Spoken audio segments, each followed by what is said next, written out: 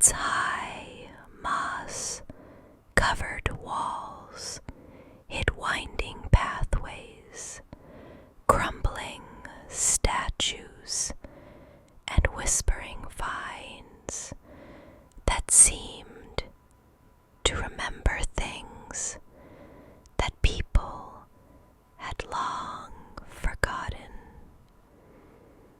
Children in the village spoke of it in whispers, daring each other to peek through the rusted iron gates. But few ever ventured close.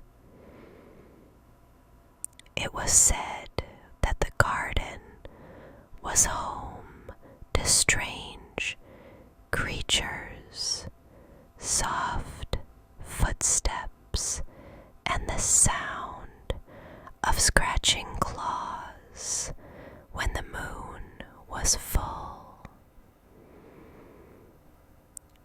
But on one particular summer afternoon, beneath the wide blue sky filled with drifting clouds, a young girl named Alara stood before that very gate, her small hands gripping the iron bars. Alara was curious by nature, her heart always longing for adventure. But what truly brought her here today was the strange little creature she had seen darting through the alleyways behind her grandmother's old cottage. A mouse, not gray or brown like ordinary mice, but soft white with shimmering fur that seemed to glow faintly in the shadows. For 3 days it had appeared to her, watching with round, intelligent eyes, and each time it vanished toward the forgotten garden, as if beckoning her to follow.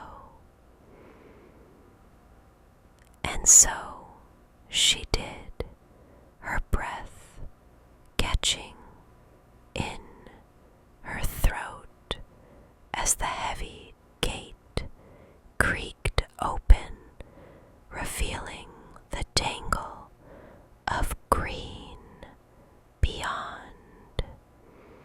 With a single glance over her shoulder at the sleepy village below, Alara stepped into the unknown.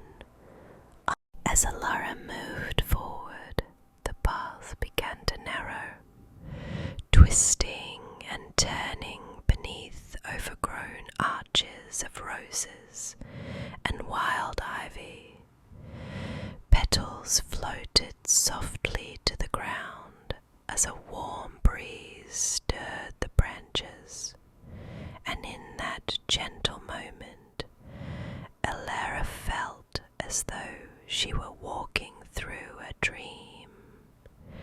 Around her, the rustling of leaves and distant bird calls blended into a peaceful, rhythmic symphony that made her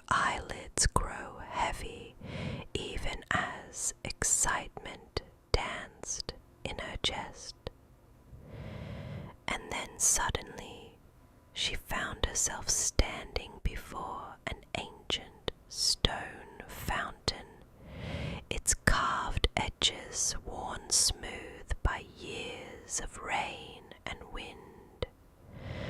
Water still trickled from the mouth of a lion's head, stained green with moss, and at its base, sitting perfectly still, was the white mouse. It gazed at her with large, glossy black eyes, whiskers twitching slightly, as though studying her with the same curiosity she felt for it. For a long moment neither moved, caught in the delicate tension of wonder and uncertainty.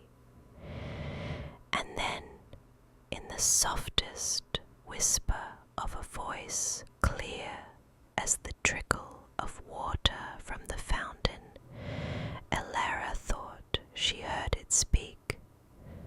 "Follow."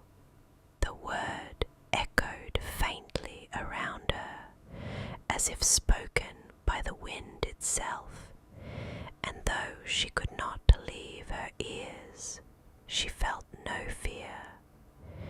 Instead,